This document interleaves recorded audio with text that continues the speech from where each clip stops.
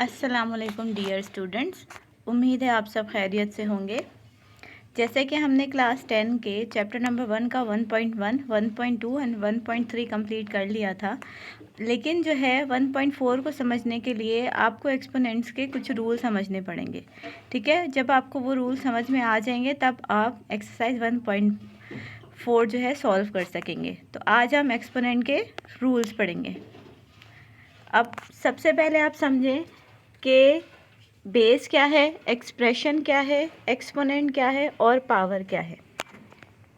ठीक है, जो यहाँ पे x है वो आपकी बेस है। ठीक है, इसके ऊपर जो पावर है वो आपका एक्सपोनेंट है। ठीक है, यानी 2 हमारा एक्सपोनेंट है और इस पूरे को हम बोल सकते हैं एक्सप्रेशन। सही है, अब ये चीज़ आपको याद रखनी है। ये हम पहले भी पढ़ के आए कि बेस क्या होता है और एक्सपोनेंट क्या होता है। x हमारा बेस और जो ऊपर वाला 2 है यानी पावर, वो हमारा एक्सपोनेंट।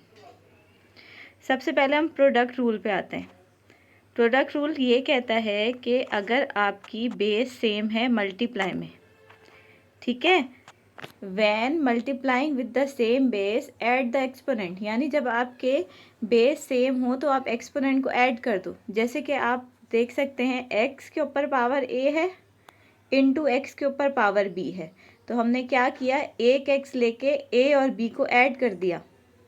ठीक है, इसी तरीके से आप देखें एग्जाम्पल में x के ऊपर पावर 2 है इंटू x के ऊपर पावर 3 है, तो हमने क्या किया, एक से एक x उतार के 2 और 3 को ऐड कर दिया। तो हमारा एक्सपोनेंट रूल ये कहता है कि जब आपकी बेस सेम हो और मल्टीप्लाई में हो क्वेश्चन एक्सप्रेशन, तो आपकी पावर्स ऐड होंगी।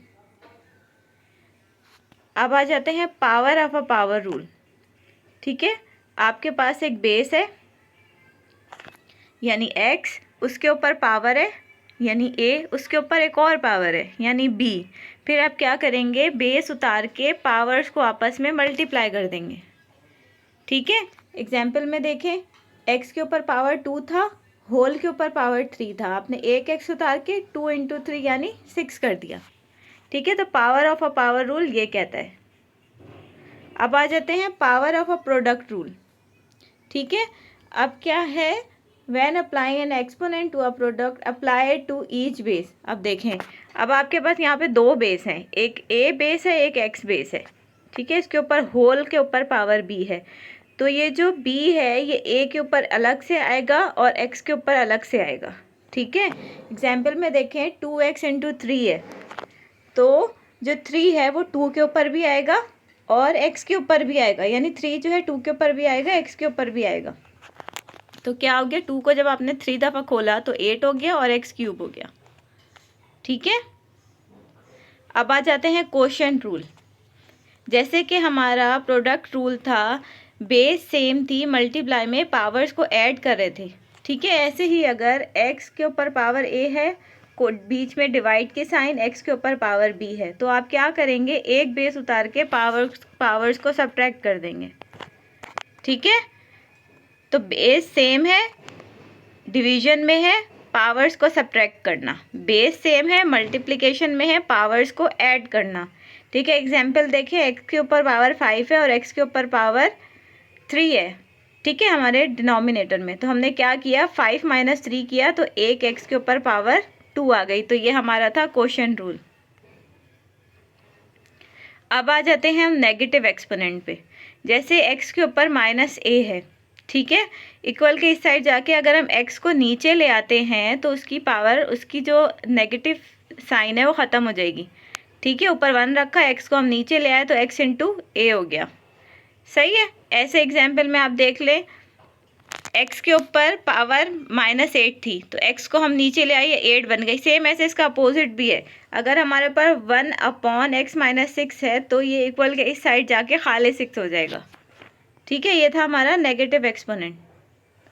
ज़ीरो एक्सपोनेंट यानी किसी भी नंबर के ऊपर, किसी भी XYZ कोई भी हो सकता है, 2 भी हो सकता है, 2 के ऊपर पावर 0, 5 के ऊपर पावर 0, किसी भी नंबर के ऊपर अगर पावर 0 आ जाए तो वो 1 के बराबर हो जाता है। अब एग्जाम्पल में देखें, 7x पावर 0, तो x पावर 0 का मतलब हो गया 1, 7 इंटू 1 हो गया हमारा 7। अब आ जाते हैं फ्रैक्शन रूल। अब x पावर a जो है हमारा रेडिकल में और बाहर जो है क्या है b है। रेडिकल के बाहर जो भी होता है उसको हम 1/a लिखते हैं। x हमने सेम उतारा, a जो ऊपर था वो, और 1/b रखा। ठीक है, तो ये इस तरीके से हमारा a/b हो गया फ्रैक्शन रूल। ये आपकी प्रैक्टिस के लिए कुछ समय आप ये ट्राई करें, नहीं तो जब हम कल 1.4 शुरू करेंगे तो आपको ये चीज़ें और क्लियर हो जाएंगी। थैंक्स फॉर वॉचिंग, अपना ख्याल रखिएगा, अल्लाह हाफिज़। ये इसकी आंसर की है।